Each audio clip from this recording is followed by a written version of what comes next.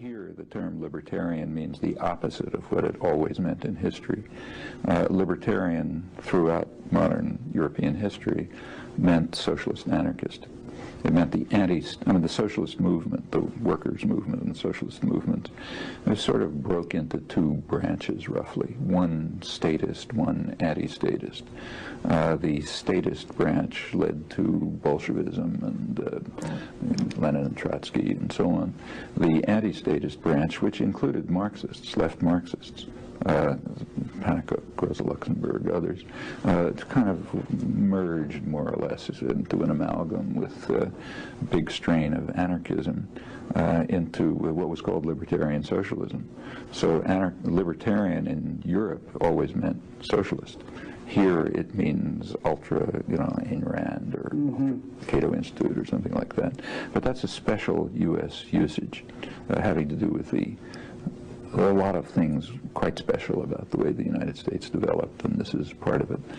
There it meant, and always meant to me, socialist, anti-state, the anti-state branch of socialism, which meant a highly organized society, completely organized, nothing to do with chaos, but based on a democracy all the way through.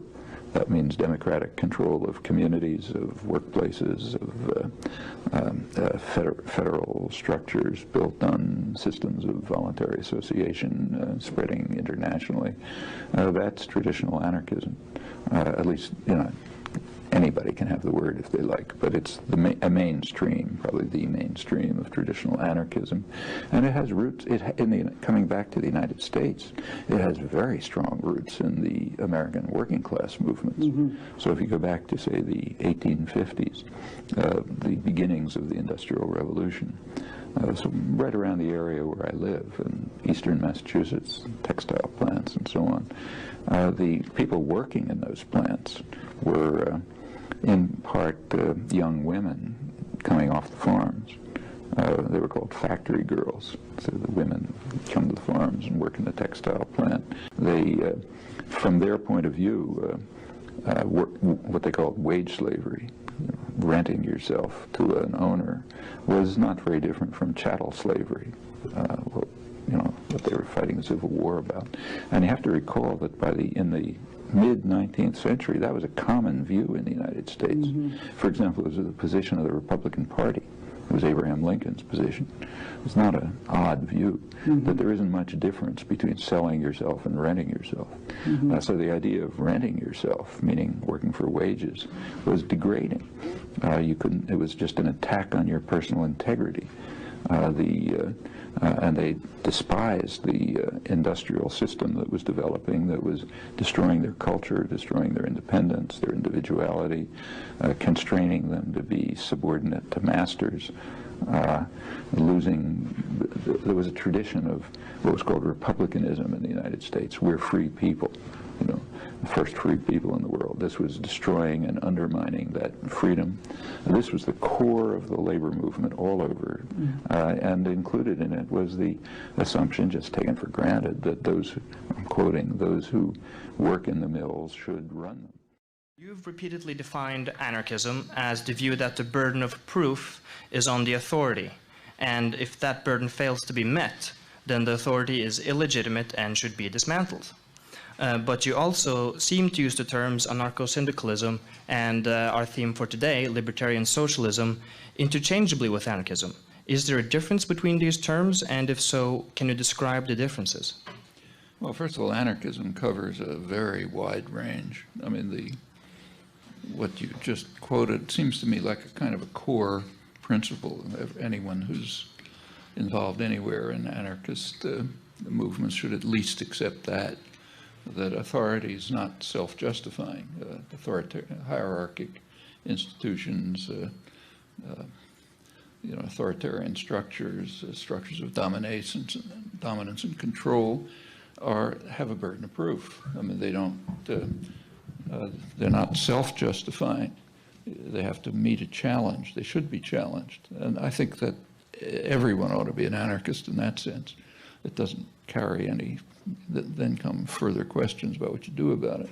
But it ought to be challenged, and if it can't meet the burden of proof, which is usually the case, though not always, then they should be dismantled.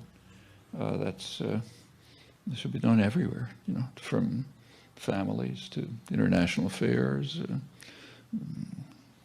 professions, science, whatever it is. Actually, it's kind of striking that in some domains it's just taken for granted. Like in the sciences, if you're science students, it's assumed that the task for students is to challenge. You're not supposed to just copy what you heard. The fields would die if they did. So you're supposed to challenge, request, demand evidence and proof, and if you can't find it, change it. But that ought to extend to all of life. Now, anarcho-syndicalism is a little bit different. That is a particular brand of anarchism, which was particularly concerned with things like workers' control by working people of production, the means of production, decisions over production. This is like a kind of a core part of it. That's the syndicalist part. Libertarian socialism is just the traditional word for anarchism. It's a French term originally, and so if you take a look at the French journals, Socialisme Libertaire, they're just anarchist journals. It's the non-statist component of the anarchist tradition, and a lot of it was anarcho-syndicalist in character. So one of the main French writers, Daniel Guérin, published major volumes on libertarian socialism. He's basically an dealing with the anarcho-syndicalist variant of it. Of course, there are plenty of other things that call themselves anarchist. So this is by no means the whole story. Libertarian socialists envision and work to create a, predictably enough, libertarian socialist society. What would be the core features? What are the core features of that theory? What are the core features of that society? Well, apart from accepting the general principle of anarchism, it tends to concentrate on the productive system. So, for example, workers' control in industry, control of other institutions by people who participate in them. It's not inconsistent with what's sometimes called communitarian anarchism, which concentrates on control of communities by participants. In fact, they generally, both groups think these ought to be integrated. It's a question of where the focus of attention is. But I don't think they're real conflicts. It's just a question of what's prioritized, what's the center of concern and activity, what other things will flow from it.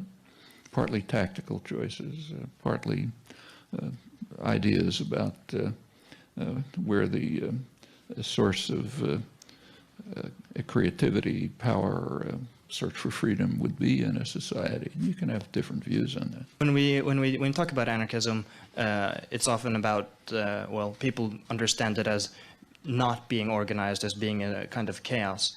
But in fact, it's trying to find the institutions that can be effective but are minimally coercive. In a libertarian socialist society, what kind of institutions would that be? Well, within the main libertarian socialist, especially anarcho-syndicalist tradition, what's assumed is it should be a highly organized society. It should be based on popular control at every level. So begins with, for example, control by working people of whatever institution they're working in, factory, offices, whatever it might be, and control of communities. And then these should be integrated through voluntary association. They could be regional. Then there should be federated structures that extend beyond, and on to organization of international society. But it should be highly organized, though controlled from below, not anything complex is going to have some degree of representative decision-making, but always under direct control and recall and so on. So it's kind of a, sort of pure democracy, if you want. In fact, you know, the example, it takes the major achievement of mainly anarcho-syndicalist development was libertarian Spain. And it didn't have a lot of time. It was wiped out pretty soon, but it was what developed rather quickly was a fairly organized society with a lot of interaction between agriculture and industry and communities and so on. Pretty successful economically, too. Now, libertarian socialists traditionally insist that the organizational structure of our organizations must prefigure the desired society. So, for instance, if we want a direct democratic society, then we should use direct democracy here and now. Why is that so important? Well, the traditional idea goes back to Bakunin, is that the way to carry out social change is to build the seeds of the future within the present society. To try to, what's really involved in social progress ultimately is a kind of change of consciousness, not just organization, but just letting different values and different concerns come to prevail. And the way that happens is through participation and action, not by reading about it. And one of the ways to do it is to start with direct democracy where you are. And that's, and there are a lot of ideas about how to do this. I mean, work sharing, lots of possible, decision making, common decision making, and that helps. It's essential. I agree with this. It's essential for gaining an understanding of what a free democratic society might be like, even if it's a small group, let's say a publishing house with 10 people. And you learn, you experiment, you see what works, what doesn't work, you can go on to bigger things. If one was to build a libertarian socialist organization, what would be the core features of it? What would be the core elements? Well, core elements, first of all, would be authentic participation. That means everybody, not one person's a secretary, one person's a janitor, one person does the finance, and therefore you kind of automatically get a hierarchy of decision-making based on a role in the system. But really participating. That doesn't mean everybody can do everything. Like, I can't be a surgeon, somebody else can. But it means that in anything that involves decision-making functions, it should really be shared. It should be true in, say, universities, like where I am, or publishing houses, or factories, or anywhere else. That's the beginning. And as soon as you do that, it just breaks down barriers among people. For one thing, it means, there is some kinds of work that nobody wants to do, but has to be done. Well, that has to be shared. If that's not shared, then you got a problem. But that can be instituted. A joint participation, decision-making can be instituted. If there is representation, immediate recall when under public, cooperative action. All of these things can be instituted on very small scale and can spread to larger ones. And that, if it goes far enough, becomes a major organization. Well, let me begin by referring to something that I've already discussed, that for free creation without that means trying to overcome the elements of repression and oppression and destruction and coercion that exist in any existing society, ours, for example, as a historic cogs in a machine, in which the creative urge, that I think is intrinsic to human nature, will in fact be able to realize itself in whatever way it will. I don't know all the ways in which it will. Anarchism can be conceived as a kind of voluntary socialism, that is, a libertarian socialist or anarcho-syndicalist or a communist anarchist in the tradition of, say, Bakunin and Kropotkin and others, had in mind a highly organized form of society, but a society that was organized on the basis of organic units, organic communities, and generally they meant by that the workplace or the neighborhood or both.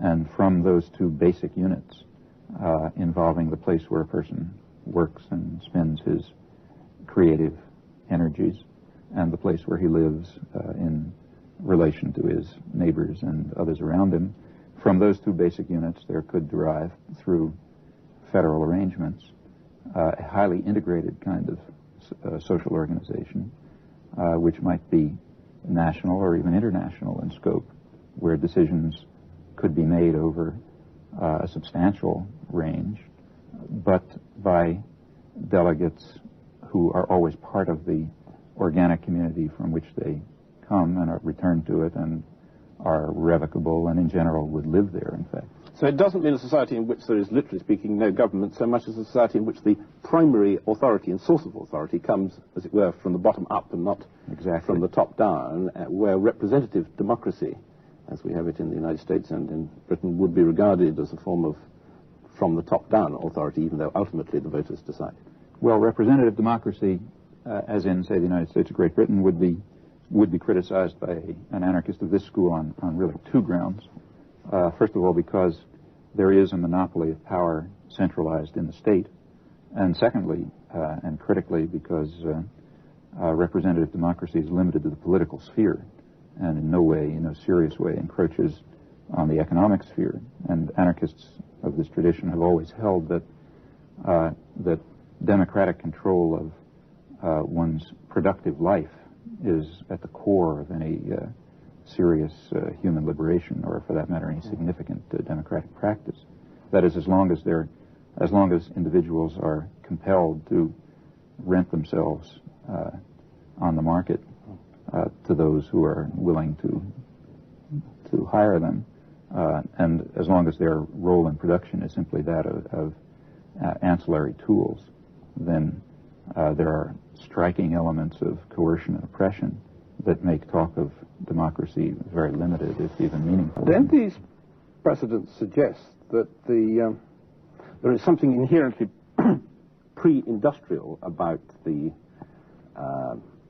applicability of libertarian ideas in this way, that it necessarily presupposes a rather rural, simple society in which the technologies of production are fairly simple, in which economic organization tends to be small-scale and localized, and in which all the problems which we associate with modern industrial society just aren't there? Well, let me separate that into two questions. One, how anarchists have felt about that, and two, what I think is the case. As far as anarchist reactions to that, there are two. There has been an anarchist tradition which was, and one might think, say, of Kropotkin as a representative, which had much the character that you describe. On the other hand, there's another anarchist tradition that develops into anarcho-syndicalism, which simply regarded anarchist ideas as the proper mode of organization for a highly complex, advanced industrial society. And that tendency in anarchism merges, or at least interrelates very closely with a variety of left-wing Marxism, the kind that one finds in, say, the Council Communists that grew up in the Luxemburgian tradition and that is later represented by Marxist theorists like, say, Anton Pannekoek, and who developed a whole theory of workers' councils in industry and who was himself a scientist and astronomer, very much part of the industrial world, Dutch Marxist. Now, it's the latter. Now, so which of these two views is correct? I mean, is it necessary that anarchist concepts belong to the pre-industrial phase of human society, or is it the rational mode of organization for a highly advanced industrial society? Well, I myself believe the latter. That is, I think that industrialization and the advance of technology raises possibilities for self-management over a broad scale that simply didn't exist in an earlier period, and that, in fact, this is precisely the rational mode for an advanced and complex industrial society, one in which workers can very well become masters of their own immediate affairs, that is, direction of and control of the shop, but also can be in a position to make the major substantive decisions concerning the structure of the economy, concerning social institutions, concerning planning regionally and beyond, because they can have, in fact, objectively now, that is, technology permits and industrialization permits, institutions do not permit them to have control over the requisite information, the relevant training to understand these matters. A good deal can be automated.